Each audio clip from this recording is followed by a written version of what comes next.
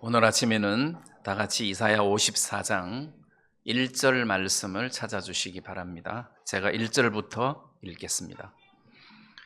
잉태치 못하며 생산치 못한 너는 노래할지어다. 구로치 못한 너는 외쳐 노래할지어다. 홀로 된 여인의 자식이 남편 있는 자의 자식보다 많음이니라. 여호와의 말이니라. 내 장막터를 넓히며 내 처소의 휘장을 아끼지 말고 널리 펴되 너의 줄을 길게 하며 너의 말뚝을 견고히 할지어다. 이는 내가 좌우로 퍼지며 내 자손은 열방을 얻으며 황폐한 성읍들로 사람 살 곳이 되게 할 것임이니라. 두려워 말라. 내가 수치를 당치 아니하리라. 놀라지 말라. 내가 부끄러움을 보지 아니하리라. 내가 내 청년의 때의 수치를 잊겠고 과부 때의 치욕을 다시 기억함이 없으리니 이는 너를 지으신 자는 내 남편이시라. 그 이름은 만군의 여호와시며 내 구속자는 이스라엘의 거룩한 자니라. 온 세상의 하나님이라 칭함을 받을 것이며 여호와께서 너를 부르시되 마치 버림을 입어 마음에 근심하는 아내 곧 소시의 아내 되었다가 버림을 입은 자에게 함같이 하실 것임이니라. 내 하나님의 말씀이니라. 내가 잠시 너를 버렸으나 큰 긍휼로 너를 모을 것이요 내가 넘치는 진노로 내 얼굴을 내게서 잠시 가리웠으나 영원한 자비로 너를 긍휼히 여기리라. 8절 말씀까지만 읽겠습니다. 우리가 이 말씀을 한 번씩 들을 수 있는 기회가 과거에 많이 있었습니다. 그래서 이 말씀을 인용해서 믿음으로 발을 내딛는 그런 많은 지체들이 있었는데, 근데 이제 이 말씀이 우리들에게 이야기하고자 하는 그 본문의 내용을 정확하게 알고, 그리고 이 말씀을 인용해서 삶 속에서 믿음으로 또 교훈으로 삼으면 훨씬 우리 마음 속에 이렇게 오래 남고 또 삶 속에서 더 강한 믿음으로 현실을 부딪힐 수 있으리라고 생각을 합니다. 오늘 읽었던 이 본문 이사야 54장 1절 말씀에 보면 잉태치 못하며 하는 단어가 나옵니다. 잉태를, 그러니까 애를 못 낳는다 이 말이죠. 잉태치 못하며, 그 다음에 생산치 못한 너는, 같은 이야기죠. 애를 낳지를 못한다. 잉태는 아예 임신 자체를 못하고, 임신 자체를 못하니까 출산도 못하는. 그 다음에 뒤에 보면 홀로 된 여인이라는 말이 있습니다. 홀로 된 여인. 그래서 이 같은 사람입니다. 잉태치 못하고 출산치 못하고, 그 다음에 이 홀로 된 여인. 이 홀로 된 여인이라는 말은 그냥 쉽게 과부 이런 표현으로 와 닿는데, 다른 번역으로 보면 황폐하게 된 자 이렇게 표현을 하고 있습니다. 그래서 이 홀로 된 여인이라는 것은 황폐하게 된 여인, 그러니까 막 쫄딱 망한 여인 이렇게 보시면 됩니다. 이 홀로 된 여인, 망한 여인입니다.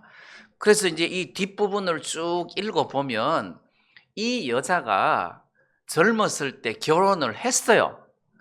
결혼을 했는데 이게 남편하고 헤어졌단 말이에요. 이게 여자가 너무 잘못해가지고 쫓겨난 거예요. 그래서 그 일생이 비참한 일생이 되어버린 것입니다. 그러면 지금 이 홀로 된 여인, 잉태치 못한 여인은 지금 누구를 이야기하고 있느냐 하면 이스라엘 백성들을 지금 이야기하고 있습니다. 이스라엘 백성들이 젊었을 때는 이 하나님이라는 남편하고 하나가 되어가지고 잘 살았습니다. 그래서 그 이스라엘 백성들의 젊은 시절은 바로 그 열왕기 상하 또는 뭐 사무엘 상하 이런 어떤 왕국 시대를 말합니다. 그 이스라엘 백성들의 그 어린 시절, 그러면 이제 애굽에서 고통스러워하다가 하나님의 은혜로 애굽에서 나온, 이거는 이제 아주 그 소시 시절이고, 그다음에 이제 젊은 시절은 하나님이 은혜를 베풀어 주셔서 젖과 꿀이 흐르는 가나안 땅에 들어와서 거기서 행복하게 잘 산 그때를 말하는 것입니다. 자, 그러다가 그들이 하나님을 저버리고 우상을 섬기고 하나님의 말씀을 대적하고 거스리고, 자, 이렇게 하는 바람에 하나님으로부터 저주를 받아서 바벨론의 포로로 잡혀갑니다. 70년 동안 바벨론의 포로로 잡혀가서 노예 생활을 하게 됩니다. 그러면서 이스라엘 백성들이 거기서 바벨론 많은 사람들에게 조롱을 당하고 어려움을 겪고 비참한 삶을 살게 되는 것입니다. 자, 그러면 70년 동안, 그러니까 거의 평생이죠. 70년 동안 바벨론의 포로로 잡혀가서 거기서 노예 생활을 하면서 조롱을 당하고 힘겨운 삶을 살았다고 생각해 보세요. 이것은 이스라엘 백성들에게 있어서는 그야말로 부끄러움, 수치고 정말 고통스러운 순간이었을 것입니다. 우리는 우리 주위에 노예 개념의 사람을 볼 수 없어서 노예가 얼마나 비참한지에 대해서 이렇게 피부로 잘 와닿지를 않습니다. 그런데 이제 영화 같은 데 가서 보면 노예들이 어떻게 사는지를 이렇게 잠시 이렇게 엿볼 수가 있는데, 사람이 아니라 짐승이고 사람이 아니라 물건이라는 것을 알 수 있습니다. 그래서 뭐 말 안 들으면 죽일 수도 있고 팔아버릴 수도 있고 해서 인격이라는 것은 아예 찾아볼 수도 없고 기계처럼 사람들을 부려먹는 그런 고통스러운 삶을 살게 되는 것이 노예라는 겁니다. 특히 전쟁에서 포로로 잡혔다. 그러면 이 사람들이 이쪽 이긴 나라에 잡혀왔을 때 굉장한 조롱을 당한다는 것이죠. 뭐 예를 들면 삼손이 블레셋 사람들에게 잡혔어요. 두 눈이 뽑혔어요. 그리고 쇠사슬을 묶어가지고 연자 맷돌을 돌리게 하고 그리고 그 삼손을 조롱했던 것처럼 이 노예들의 삶은 그야말로 인간으로서 최악의 삶이라고 보시면 됩니다. 자, 이런 사람에게 무슨 소망이 있겠습니까? 그래서 홀로 된 여인, 이 말은 황폐하게 된 여인, 황폐하게 된 자다.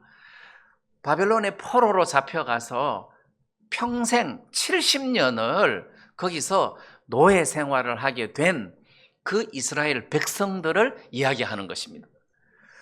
근데 그 이스라엘 백성들에게 잉태치 못하고 생산치 못한 너여 노래할지어다, 이렇게 이야기한다는 거죠. 노래를 해라. 이제 이 말의 의미가 모든 것이 회복이 되어서 노래를 하라는 소리가 아니고, 지금 잉태치 못한 또 황폐한 위치에 있어요. 그런데 실제로 그 노래할 만한 조건이 내게 임한 것은 아니에요. 그래서 잉태치 못하고 생산치 못하는 너는 노래해라. 또 홀로 된 여인의 자식이 이렇게 쫄딱 망해가지고 쫓겨난 소망 없는 여자의 이스라엘 백성들입니다. 그 자식이 남편 있는 자의 자식보다 많게 될 것이다. 많기 때문이다. 그러면 쫄딱 망한 홀로 된 여인이 어떻게 자식이 많아질 수 있습니까? 과부인데. 그 말은 뒤에 본문을 쭉 읽어보면 하나님이 다시 이 버려진 여인을 불러들여서 자기 아내로 맞이하고 긍휼히 여기고 사랑하게 되므로 그 여자가 이 남편을 통해서 굉장히 많은 자식을 낳게 될 것이다. 이런 의미라는 것입니다.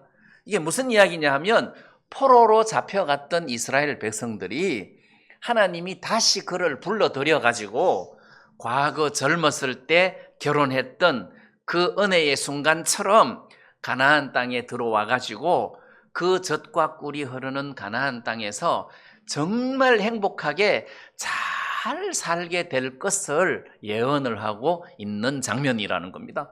그래서 이 남편이신 하나님의 은총, 긍휼을 입어서 가나안 땅으로 다시 들어왔는데 그 가나안 땅, 과거의 가나안 땅에서 살았을 때보다도 장막터를 훨씬 넓히라는 뜻입니다.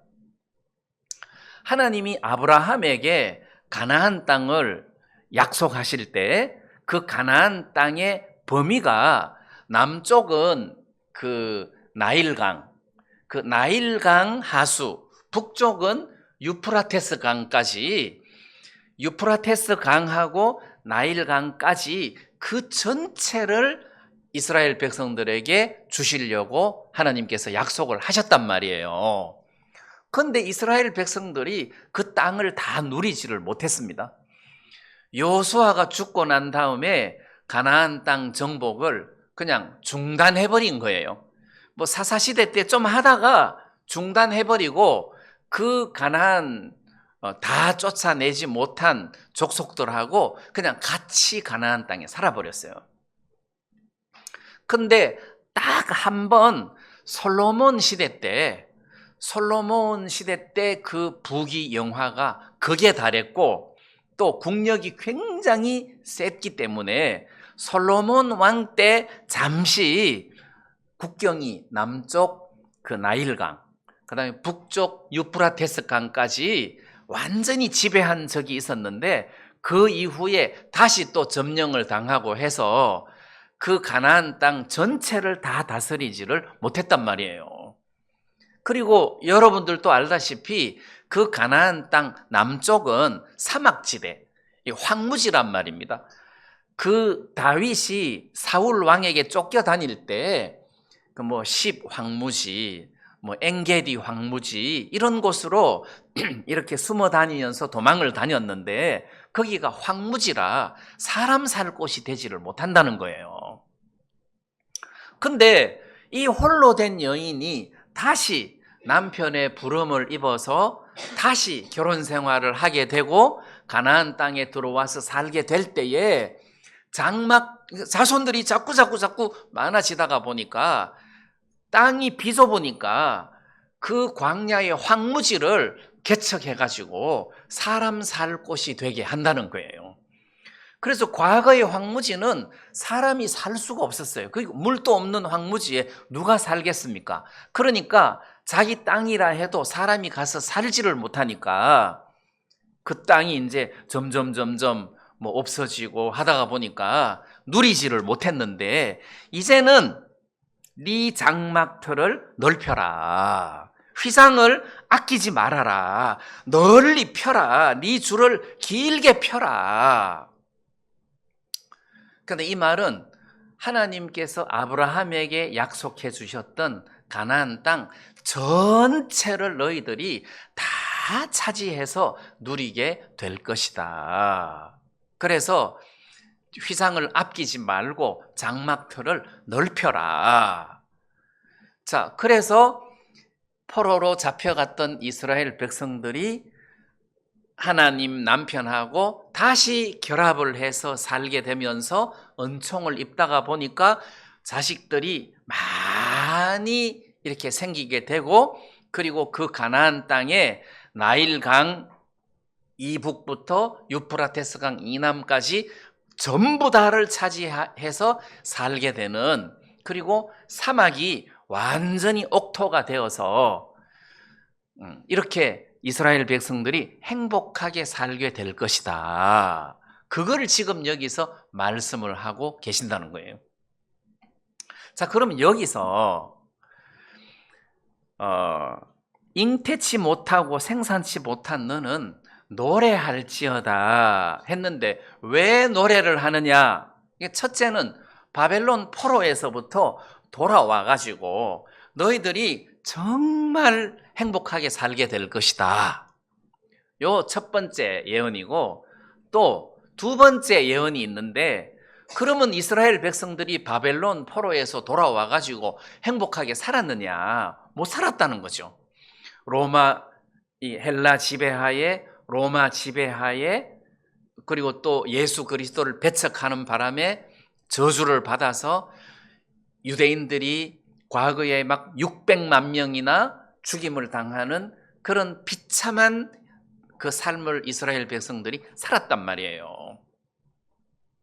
그래서 첫 번째는 이 예언의 말씀이 바벨론 포로에서 돌아와 가지고 성전을 건축하고 성벽을 다시 건축하고 이렇게 해서 사는 장면이고, 또 하나는 이렇게 버림을 받았던 이스라엘 백성들이 예수님이 땅에 재림하실 때, 다시 말하면 그 성경에 보면 예수님께서 그 나귀 새끼를 타고 예루살렘으로 입성한 적이 있었는데, 그때 예수님께서 그 이스라엘 백성들에게 말하기를 주의 이름으로 오시는 이여 할 때까지 너희들이 내 얼굴을 보지 못할 것이다. 나를 보지 못할 것이다. 이렇게 말씀하신 적이 있습니다. 주의 이름으로 오시는 이여 할 때까지 나를 보지 못할 것이다. 이 말은 예수님께서 죽으시고 성천하시고 난 다음에 이 땅에 이제 7년 대환란 끝에 예수님이 지상 재림을 할 때, 그때 남아있는 유대인들이 그 예수님을 보고 주의 이름으로 오시는 이여 하면서 예수님을 주로 받아들이고 고백하고 영접을 한다는 거예요. 그 시점이 로마서에 그리하여 온 이스라엘이 구원을 얻으리라 하는 그 말씀하고 같은 포인트에 있는 말씀인데, 그때 예수님을 주로 영접하면서 이스라엘 백성들이 이 하나님께서 아브라함에게 말씀하셨던 그 약속의 땅에서 정말 행복하게 살게 될 것을 예언해 놓은 말씀이다. 그런 뜻입니다. 자, 그러면 잉태치 못한 자여 생산치 못한 너는 노래할지어다, 이렇게 이야기를 하고 있는데, 이사야 35장 말씀에 보면, 이사야 35장 5절 말씀에 그때에 이 말은 제가 지금까지 말씀드린 이때입니다. 버림을 받았던 황폐한 여인이 하나님의 긍휼하심에 의해서 그 남편에게 다시 돌아와서 살게 된 그때에 소경의 눈이 밝을 것이며 귀머거리의 귀가 열릴 것이며, 그때 저는 자는 사슴같이 뛸 것이며 벙어리의 혀는 노래하리니, 이렇게 되어 있습니다. 벙어리의 혀는 노래하게 될 것이다. 너무 큰 은혜를 입어버리니까 혀가 풀려버린 거예요. 무슨 심청전에 신봉사가 죽은 줄 알았던 심청이가 뭐 나중에 뭐 귀비가 돼가지고 잔치를 베풀고 내가 심청이라 하니까 너무 놀래가지고 눈이 번쩍 떨어진 것처럼, 여기도 벙어리가 너무 큰 은혜를 입다가 보니까 혀가 풀려버려가지고 찬송이 터져버린 거예요. 자, 그것을 연상하시면 됩니다. 자, 그러면 잉태치 못하며 생산치 못한 너는 노래할지어다, 이 말은 노래해야지가 아니고 혀가 저절로 그냥 돌아가 버린 거예요. 찬송으로 혀가 저절로 돌아가 버리는 거예요. 그만큼 이스라엘 백성들이 긍휼을 입어서 큰 복을 받았다는 것입니다. 자, 그때가 되면 이스라엘을 다스리는 왕이 누구냐? 예수님이라는 거죠. 만왕의 왕이신 예수님이 이스라엘을 다스린다. 그때가 되면 사막이 뭐가 된다 합니까? 낙원이 된다. 그 황무지 사막이 낙원이 돼가지고 사람 살 곳이 될 것이다. 그래서 온 이스라엘이 그 사방에 다 퍼져서 충만하게 해서 살게 될 것이다. 자, 그것을 여기서 예언을 해주고 있는 말씀입니다. 그러면 이 말씀이 우리하고 무슨 상관입니까? 이 이스라엘은 결국 우리 구원받은 사람들의 그림자다.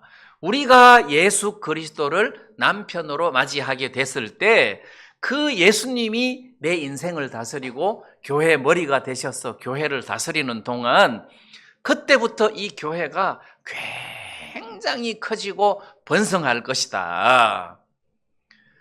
자, 그래서 노래해라. 장막터를 넓혀라. 해서 복음을 세상 끝까지, 땅 끝까지 복음을 전하는 이런 포도나무 가지 같은 이런 어떤 역할을 하게 되면서 땅 끝까지 복음을 전해서 많은 성도들을 주 앞으로 돌아오게 하는 이런 은혜를 입게 될 것이다. 이제 이런 의미로 해석할 수 있다는 것입니다.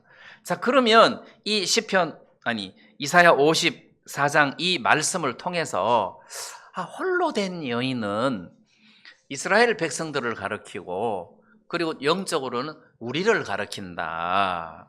우리가 홀로 된 여인이다. 우리가 과거에 황폐하게 된 여인이다. 이런 의미라는 거죠. 자, 그래서 한번 생각을 해 보십시오. 탕자 이야기에서 탕자는 세리, 죄인들, 죄인인 여자 이런 사람들을 의미하고 그 맏아들, 그래서 탕자니까 돌림으로 이름을 탕철이라고 해봐요. 그럼 이 탕철이는 그 바리새인들, 이게 위선적인 유대인들을 이야기한단 말이에요. 그러면 탕자가 은혜를 입었냐, 탕철이가 은혜를 입었냐? 탕자가 은혜를 입었다는 거지. 왜? 홀로 된 여인이기 때문에, 황폐하게 된 자였기 때문에 하나님의 큰 긍휼이 임해가지고 그들이 먼저 구원을 받았고, 이 탕철이 맏아들은 자기가 율법을 잘 지킨다고 생각을 하기 때문에 긍휼을 입을 여유가 없었어요. 긍휼을 입을 기회가 없었단 말이에요. 그래서 그 맏아들은 아버지를 원망하잖아요. 나는 내 친구들과 함께 잔치를 열어준 적이 한 번도 없고 나는 아버지 명을 지금까지 어김이 없이 살았는데 저렇게 아버지 재산을 창기와 말아 먹어버린 동생이 돌아오니까 그를 위하여 잔치를 베풀었다. 나는 아버지가 도대체 이해가 안 간다 해서 잔치집으로 안 들어가려고 맏아들이 버티잖아요. 자, 거기서 그 탕자는 바로 우리를 가리킨다는 것입니다. 탕자, 그 다음 목마른 사마리아 여자, 그 다음에 간음 중에 잡힌 여자, 38년 된 병자 또는 소경 또는 문둥병자, 그리고 우리, 여러분. 왜? 우리는 구원받기 전에 전부 다 소망 없이 비참하게 살았단 말이에요. 어떤 사람들은 소망이 없어서 자살하려고 몇 번 생각을 하고, 또 어떤 사람들은 진짜 소망 없이 술로 슬픔 속에 젖어서 살고, 어떤 사람들은 세상이 너무 허무해가지고 그냥 웃음 없이 불행하게 인생을 살던 사람이, 그런 사람들이 복음을 만났을 때 먼저 딱 결합이 되는 거예요. 마치 플러스 마이너스가 결합되고, 그 다음 아주 그 중환자하고 용한 의원하고 결합이 되듯이, 자, 이렇게 홀로 된 여인은 우리를 이야기하는 것이다. 자, 그래서 우리가 예수님을 만났는데 내가 과거에 용서받을 수 없는, 지옥 갈 수밖에 없는 더러운 죄인이었기 때문에 이 죄를 용서받고 싶어서 이렇게 발부둥을 치고 저렇게 발부둥을 치다가 예수 그리스도의 보혈에 대한 소식을 들었을 때 이거다 하고 그대로 받아들인 거 아니에요. 그래서 그 홀로 된 여인이, 황폐하게 되었던 자가 복음을 받아들였을 때 보자마자 그대로 받아들여서 영접을 해버렸다는 겁니다. 이게 우리 이야기라는 것입니다. 그래서 잉태치 못하며 생산치 못한 너는 노래할지어다. 자살하고 싶어 했던 너여, 이제는 소망을 가질지어다. 웃을지어다. 노래할지어다. 왜? 주님이 너의 남편이 되셨기 때문이로다. 이런 의미라는 거죠. 자, 노래를 해라. 왜? 주님이 너의 남편이 되셨다. 주님이 너를 크게 긍휼히 여기셔서 너를 영원히 버리지 아니하고 다시 받아들여서 영원한 자비로 너를 긍휼히 여기셨다. 여기 이제 은혜스러운 대목이 54장 8절에 내가 넘치는 진노로 내 얼굴을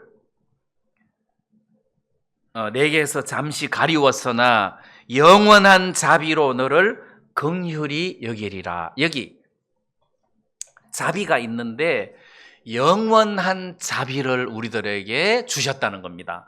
영원한 자비. 그러니까 이 영원한 자비 때문에 우리가 영원한 속죄를 경험하는 거잖아요. 그래서 영원한 속죄를 경험하는 거다. 영원한 자비, 영원한 속죄, 이게 같은 거란 말이에요. 자, 그러면 한번 생각해 보세요. 하나님께서 우리를 영원히 불쌍히 여기셨으면 우리를 또 야, 너는 어떻게 내가 너를 긍휼히 여겨서 다시 내 아내로 맞이했는데 요즘 하는 꼴이 그게 뭐냐 해서 또 우리를 쪽박 채워가지고 쫓아내겠습니까?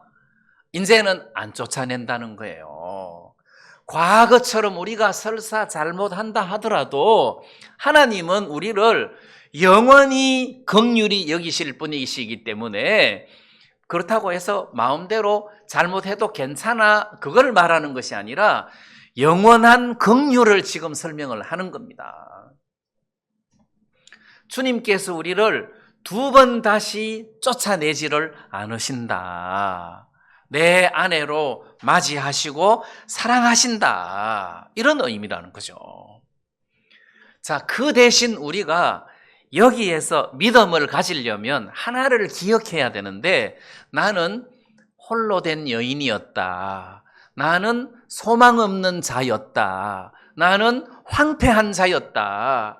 이런 나를 내 남편이 다시 불러서 사랑하고 만 가지 은혜로 나를 입혀주셨다. 나는 이 남편이 너무 좋고 이 남편의 은혜에 대하여 내가 너무 감사하다. 이게 있어야 된다는 거죠. 그게 생기는 게 당연하다는 것입니다. 그래서 이 남편을 믿는 믿음으로 야, 이제 내가 자식이 많이 생기겠구나. 왜? 남편하고 같이 살게 됐으니까. 이제 내가 자식을 많이 낳겠구나. 그런 소망이 생긴다는 거예요. 왜냐하면 말씀에 장막터를 넓혀라. 홀로 된 여인의 자식이 남편이 있는 여인의 자식보다 많다. 많게 될 것이다 했으니까 자, 이게 어떤 믿음을 가져오느냐 하면 아, 내가 구원을 받았구나. 주님이 내 남편이구나. 이제부터는 내 인생이 넓게 잘 펴지겠구나. 이런 믿음을 가지시라는 거죠. 구원받은 사람은 하나님이 영원히 긍휼로 입히시기 때문에 더 이상 우리는 이 세상에서 이런저런 어려운 일을 겪을 이유가 없다. 그래서 장막터를 넓혀라. 그리고 여기서는 두려워하지 마라. 수치를 당하지 않을 것이다. 자, 이런 말씀으로 이스라엘 백성들을 위로하고 있다는 거죠. 그래서 우리는 항상 진짜 나는 이 남편하고 결혼을 했다가 내가 바람을 피워서 남편한테 쫓겨났어. 바람을 피워가지고 쫓겨났어. 바람을 한 번, 두 번 피운 것도 아니야. 완전 창녀처럼 살았어.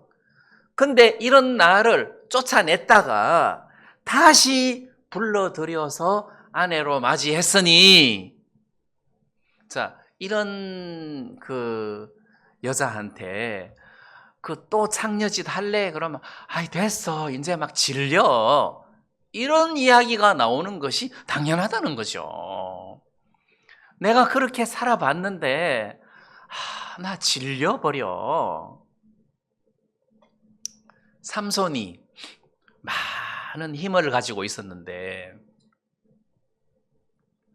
들릴라라는 여자를 사랑했잖아요. 들릴라라는 여자를 사랑했으니까 힘도 좋지 뭐. 그러니까 얼마나 좋아요. 뭐 여자 사랑하고 뭐 좋잖아요. 근데 그 심령이, 그 사사기서에 보면은 삼손이 그 여자 때문에 번뇌하고 죽을 지경이다. 그 여자가 삼손을 계속 쪼우잖아요. 네 그 큰 힘이 어디서 나오냐.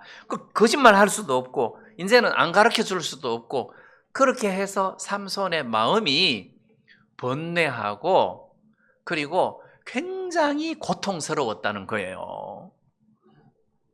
그게 무슨 이야기냐 하면, 하나님을 남편으로 살아야 그 사람의 삶이 모든 것이 정상적으로 움직여지는데, 들릴라라는 여자를 사랑하고 이렇게 세상에 푹 젖어서 살다가 보니까 그 심령이 번뇌스럽다는 거죠. 롯도 마찬가지고 삼손도 마찬가지고, 구원받은 사람이 세상에 젖어서 살 때 그런 마음의 고통이 동반된다는 것을 알아야 된다는 거죠. 자, 어쨌거나 우리가 하나님을, 주님을 남편으로 모시고 다시 새 살림을 살게 되었는데, 이 주님이라는 남편 때문에 내가 장막터를 넓혀야 되겠다. 왜? 자식을 계속 낳을 거니까. 집이 좁다는 거죠. 집이 좁다. 자식을 계속 낳는다.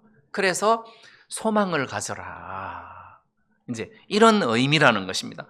그래서 저는 내가 구원을 받기 전에 내 멋대로 살았는데, 내 하고 싶은 대로 살았는데, 또는 베드로는 그 예수님을 만나기 전에 생계를 위해서 고기를 잡았는데 밤새도록 고기를 잡았지만 한 마리도 못 잡았잖아요. 그 비참한 처참한 상황을 한번 생각해 보세요. 그게 구원받기 전에 여러분들과 나의 모습이었단 말이에요. 나는 과거에 이렇게 살았어. 진짜 밤이 맞도록 수고했지만 얻은 것이 없었어. 뭐 내가 열심히 공부하고 열심히 잘 살아보려고 직장 생활하고 했는데 아무것도 손에 남는 게 없었어. 근데 예수님을 만났다는 거지. 예수님을 만나고 난 다음에 내 삶이 완전히 바뀌었다는 겁니다. 배와 그물을 버려두고 베드로가 예수님을 따라갔단 말입니다. 내 삶도 그렇고 여러분들도 마찬가지라는 거죠. 근데 그때부터 삶이 달라지게 됐다. 근데 이런 베드로가 다시 과거의 삶으로 돌아갈 수 있겠느냐? 못 돌아간다는 거죠. 자, 그런 의미에서 나는 과거에 이렇게 허무하게 참 비참하게 소망 없이 살았는데, 내가 예수님을 믿고 난 다음에 그 과거의 허무함이, 그 과거의 슬픔이 다 잊어지고 이제는 소망 가운데서 내가 살게 됐다. 내가 또다시 이 예수님을 버리고 과거처럼 내가 세상 가서 이렇게 살 수 있을까? 못 산다는 거죠. 그렇게 살아서도 안 되고 그렇게 살 수도 없다는 겁니다. 그리고 남편이 이제 나를 안 놓아준다는 거죠. 왜? 영원한 긍휼로 나를 보살펴 주시고 이끄시고 은혜 베풀어 주실 것이기 때문에 남편이 나를 안 놓아준다는 거죠. 그래서 주님 앞에 너무 감사하다. 주님이 나 같은 인간을 이렇게 받아들여서 하나님의 자녀로 삼으시고 또 아내로 삼으시고 갖가지 귀한 은혜를 입혀서 세상에서 정말 행복하게 살게 하셨구나. 정말 감사하다. 자, 이런 어떤 믿음을 가지시고 여러분들 삶 속에서 믿음으로 장막터를 넓히고 휘장을 아끼지 말고 이렇게 내 자식들이 많아질 것이다. 내가 복을 받게 될 것이다. 네, 이런 믿음을 가지고 여러분들이 세상을 담대하게 살았으면 좋겠습니다. 그 다음에 이제 이 5절 말씀에 보면 이는 했으니까 그 이유 어떻게 해서 장막터를 넓히고 노래하고 부끄러움과 치욕을 당하지 않느냐? 그 이유가 뭐냐? 그래서 너를 지으신 자는 네 남편이다. 네 남편이기 때문에 너는 앞으로 부끄러움, 치욕을 당하지 않을 것이다. 무슨 이야기입니까? 또 전쟁에서 져가지고 포로로 잡혀가서 거기서 조롱을 당하고 노예 생활을 하지 않을 것이다. 이런 의미죠. 구원을 받고 난 이후에는 남편이 너를 너무너무 사랑하고 긍휼히 여기실 것이기 때문에 더 이상 구원받지 못한 사람들처럼 그런 부끄러움이나 수치를 당하지 않을 것이다. 자, 그렇게 이야기를 하면서 너를 지으신 자는 네 남편이다 해서 그분이 나를 지었다, 창조했다는 이야기까지 하고 있습니다. 그 다음 내 구속자는 이스라엘의 거룩한 자시라. 여기서 이제 구속자라는 단어가 나옵니다. 구속자.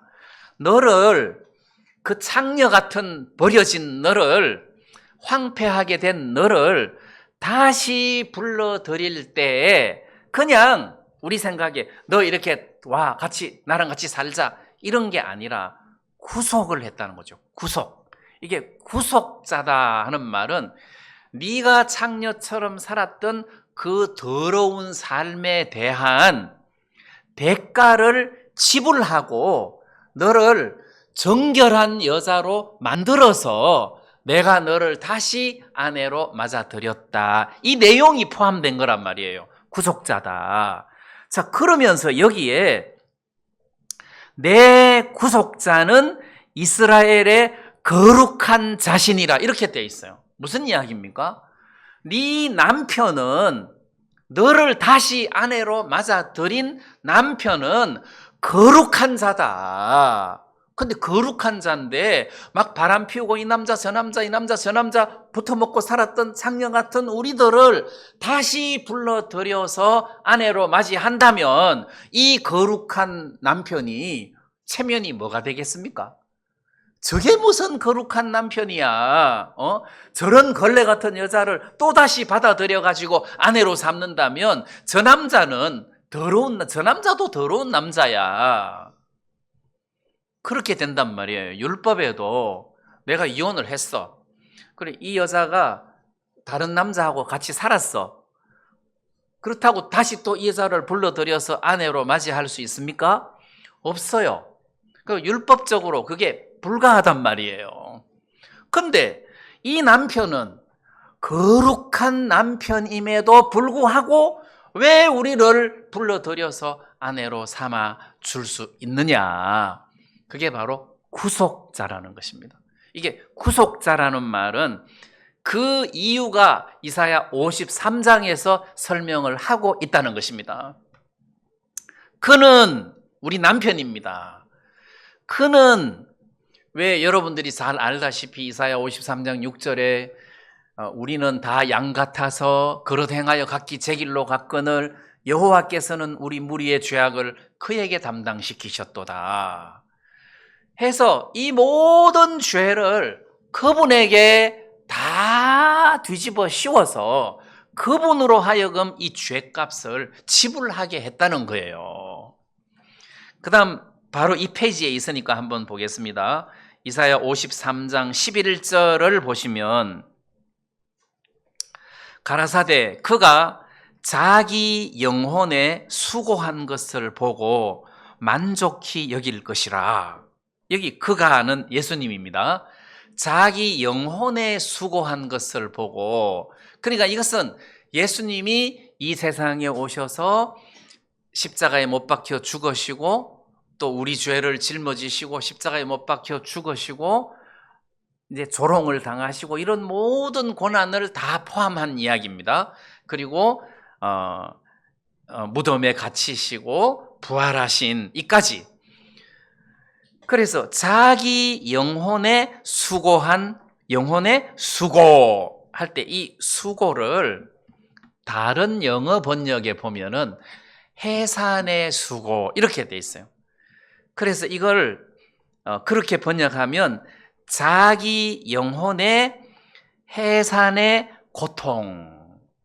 그러니까 이제 예수님이 해산의 고통처럼 고통스러워하는 그런 일들을 겪으셨다는 거죠.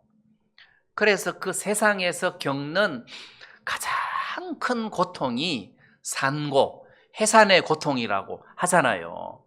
근데 예수님이 해산의 고통을 겪으셨다는 거지. 왜? 우리를 위해서.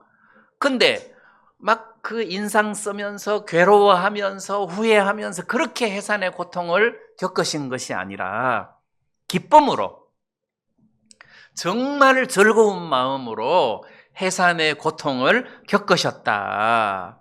그리고 당신이 그렇게 고통을 겪으신 것에 대해서 만족하게 생각을 했다는 거죠. 그래, 내가 이렇게 하기를 잘했다. 내가 이렇게 저주받기를 잘했다. 내가 이렇게 무시당하고 내가 이렇게 고통당하는 이런 길을 선택하기를 내가 정말 잘했다. 그 전도서 말씀에 보면 왜 이런 말씀이 있습니다. 하나님이 인생들에게 노고를 주사, 전도서 3장에 보면 하나님이 인생들에게 노고를 주사 애쓰게 하신 것을 내가 보았노라. 인생들에게 노고, 이 노고가 바로 수고 또는 해산의 고통 이런 뜻입니다. 하나님이 인생들에게 고통을 주셨습니다. 해산의 고통. 왜? 아버지를 멀리 떠나 죄 가운데 살기 때문에 탕자처럼 허랑방탕하게 살고 가진 것도 다 잃어버리고 돼지 우리에 가서 돼지 치고 쥐염 열매로도 배를 채우지 못하는 이런 비참한 삶을 살게 하는 그런 고통을 겪었단 말입니다. 이스라엘 백성들이 또는 탕자가 또는 인생들이, 하나님이 이런 인생들에게 고통을 줬다는 것입니다. 왜 하나님이 인생들을 고통스럽게 했냐? 죄 가운데 빠져 있었기 때문에, 하나님하고 떨어져 있었기 때문에, 하나님하고 떨어져 있는 상태에서 행복하면 하나님하고 다시 연결되겠습니까? 안 되죠. 그래서 하나님께서 인생들을 수고를 주셔서 해산의 고통을 주셨어요. 그래서 사는 자체가 힘들게 만들어 놨단 말이에요. 자, 그래서 그 해산의 고통을 예수님이 담당을 하신 것입니다. 이 세상에 오셔서 우리가 당해야 할 부끄러움을, 우리가 당해야 할 목마름을, 우리가 당해야 할 수고를 예수님이 다 담당하셔서 겪으셨다는 겁니다. 죄를 짊어지시고 우리의 수고, 고통을 짊어지시고 슬픔을 짊어지시고 우리의 부끄러움을 예수님이 짊어지셨다는 거예요. 그 말은 더 이상 너에게는 슬픔이 없을 것이다. 더 이상 너에게는 수고로움이 없을 것이다. 더 이상 너에게는 눈물이 없을 것이다. 그런 의미잖아요. 하나님의 아들이신 예수님이 육신을 입고 세상에 오셔가지고 3번 울었어요. 예수님이 3번 울었어요. 한 번은 나사로가 죽었을 때, 그때 예수님께서 눈물을 흘리시더라 해서 이 눈물을 흘리시더라는 그냥 눈물이 흘러난 거고, 그 다음 이제 나귀 새끼를 타고 예루살렘에 입성하실 그 무렵에 그 예루살렘 감람산에서 예루살렘 성이 앞으로 당해질 어떤 그 환란을 미리 내다보시고 예수님께서 우셨다고 되어 있습니다. 이게 나사로는 눈물을 흘렸는데 예루살렘 성을 보고는 우셨어요. 이게 우셨다는 말은 소리를 내어서 울었다는 뜻입니다. 그 예루살렘이 당할 그 고난, 환란을 보시고 소리를 내어서 울었다. 그때 이제 2번째 울으시고, 그 다음 겟세마네 동산에서 기도할 때, 복음서에는 그게 안 나오는데 히브리서에 심한 통곡과 눈물로 자기를 죽음에서 능히 구하실 하나님께 기도와 간구를 올렸고, 거기 심한 통곡과 눈물로 그때 울었단 말이에요. 그럼 예수님이 이렇게 우신 것은 우리가 이 인간 세상을 살아가면서 하나님하고 떨어져 있는 기간 동안 그 슬픔에 젖어 있었던 우리를 이제는 대신 울어주시고, 이제 너에게는 슬픔이 끝났다. 너는 이제 죄가 끝났다.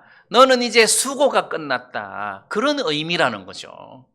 자, 이렇게 우리를 예수님께서 그 완벽한 죄에 대한 대가를 지불을 하시고 우리를 깨끗하게 하시고 그리고 아내로 영접을 했기 때문에 이분은 거룩한 남편이 계속 유지가 될 수 있다는 거예요. 그래서 이 이사야 말씀에서 그는 거룩한 자다. 거룩한 자다. 그래서 너를 구속을 했다. 너를 구속했다. 이제는 그가 너의 남편이다. 그래서 너는 더 이상 부끄러움이 없을 것이다. 너에게는 저주가 없을 것이다. 이제 남편이 너를 사랑하고 너도 남편을 사랑하니까 거기서부터 계속 자식이 나아지다가 보니까 지금 있는 집이 좁을 거다. 그래서 자꾸 장막을 넓히고 해서 집을 크게 키울 것이다. 근데 이사야 54장 3절에 보면 이는 네가 좌우로 퍼지며 할 때 이 퍼지며 이 말의 의미가 속도입니다. 속도. 이렇게 장막터를 넓히는 속도가 뭐 그냥 천천히 이렇게 넓히는 것이 아니라 터져나가듯이, 이게 보가 팍 터지듯이 이렇게 쫙 넓혀진다는 의미예요. 빠르게. 자, 우리가 이런 은혜를 입었다는 겁니다. 우리는 황폐하게 된 여자다. 우리는 정말 소망 없는 여자다. 우리는 정말 부끄러운 여자다. 더러운 죄인이었다. 그런데 남편 되신 주님이 우리를 불쌍히 여기셔서 영원한 긍휼로 우리를 받아주시고 우리에게 은혜를 베풀어 주셔가지고 우리의 모든 더러운 죄를 깨끗하게 씻으시고 우리를 아내로 맞이해 주셨다. 그러니까 우리는 벙어리라도 혀가 저절로 풀려서 하나님을 찬양할 수밖에 없다. 하나님을 찬양할 수밖에 없다. 제가 가끔씩 말씀드리지만 나는 이런 이야기들을 생각하면 우리 사촌 누나가 생각나는 거예요. 전에 말씀드렸던 것처럼 어릴 때 어머니가 돌아가시고 새어머니 밑에서 진짜 그 콩쥐 팥쥐 이야기처럼 어려움을 겪고 그렇게 살다가 초등학교 졸업하자마자 집을 나가가지고 남의 식모살이를 살고 막 이렇게 떠돌아다니면서 하다가 나중에는 미군 장교를 만나가지고 연애를 해갖고 결혼을 해갖고 미국으로 이민을 가버렸어요. 그래서 그 누나가 그때부터 잘 살게 됐거든. 돈도 없고 아무것도 없고 배운 것도 없는데 남편이 대학까지 공부시켜주고 뭐 남편이 재산이 많으니까 뭐 사섭 농장도 하고 뭐 또 친정 부모님한테 아파트도 사주고 여행도 시켜주고 막 남편이 이렇게 은혜를 베푸니까 우리 누나가 너무너무 행복하게 잘 사는 거예요. 이건 사람의 이야기고, 그러면 우리 주님은 여러분들을 아내로 맞이해서 데리고 살 때에 이 매형보다 훨씬 더 큰 은혜로 여러분들을 사랑하시고 위하여 은혜를 베풀지 않겠느냐는 거예요. 그러니까 우리는 찬양할 수밖에 없다는 거죠. 입에서 남편 자랑이 나올 수밖에 없다는 거예요. 노래할 수밖에 없다. 내가 벙어리라도 하나님을 찬송할 수밖에 없다. 그래서 이 이야기는 우리 이야기다. 남의 이야기가 아니라 우리 이야기다. 그래서 영원한 자비로 우리를 긍휼히 여기셔서 아내로 맞이한다. 그래서 제가 이 말씀을 보다가 수요일 날 시편 150편 우리 성경 공부하는 것을 이제 다 마쳤는데 그 시편 150편 말씀을 한마디로 요약하라고 한다면 호흡 있는 자마다 다 여호와를 찬양하라. 그래서 모든 사람들이 다 하나님을 찬양하라 그런 의미지만 또 내 개인적으로 네가 숨이 붙어 있는 날 동안 하나님을 찬양하라 그렇게 해석이 되더라는 거죠. 네가 숨이 붙어 있는 동안 하나님을 찬양하라. 왜? 이 이사야 54장 말씀, 본문 말씀만 잘 이해를 해도 하나님을 찬양하지 않을 수가 없다는 거예요. 진짜 이분은 나를 너무 사랑하신 분이다. 하나님을 찬양할 수밖에 없다 해서 여러분들이 숨이 끊어지는 순간까지 하나님을 찬양해야 된다. 네, 이렇게 이 말씀을 생각을 하다가 보니까 하나님이 내게 정말 많은 은혜를 입혀주셨구나. 하나님이 내게 너무너무 많은 은혜를 입혀주셨는데 구원받고 난 이후에 또 오늘 2024년 마지막 주일인데 2024년만 생각을 해도 하나님이 내게 베풀어 주신 은혜가 너무 크고 또 2024년 그 은혜에 비해서 내가 하나님 앞에 저질렀던 행동들은 너무너무 부끄럽고 내게서 나온 것은 정말 부끄러운 것밖에 없고 하나님께서 내게 베푸신 것은 큰 은혜밖에 없는데 이런 나를 이렇게 은혜를 입혀주신 것이 너무너무 하나님 앞에 감사하고 행복하기 때문에 우리가 하나님을 찬양할 수밖에 없다. 하나님을 찬양해야 된다. 네, 이런 말씀을 좀 드리고 싶고 항상 우리 자신의 모습을 나는 원래 버림받았던 여자다. 나는 홀로 된 여인이었다. 황폐한 자였다. 이런 나를 주님이 받아주어서 나로 아내를 삼아 주셨으니 이 공식 같은 은혜를 여러분들이 항상 마음에 두고 살아야 할 것입니다. 나는 이런 인간이다. 참 부끄러운 여자였는데 이런 걸레 같은 여자를 누가 다시 맞아준단 말이냐. 난 참 부끄러운 여잔데, 부끄러운 인간인데, 더러운 인간인데 주님이 나를 이렇게 맞아주셨구나. 참 감사하다. 네, 이 마음으로 마지막 한 해를 보내시기를 바라고 또 새해를 맞이하시면서 하나님의 큰 은혜를 입으시기를 바랍니다. 네, 오늘 말씀 여기까지 드리겠습니다.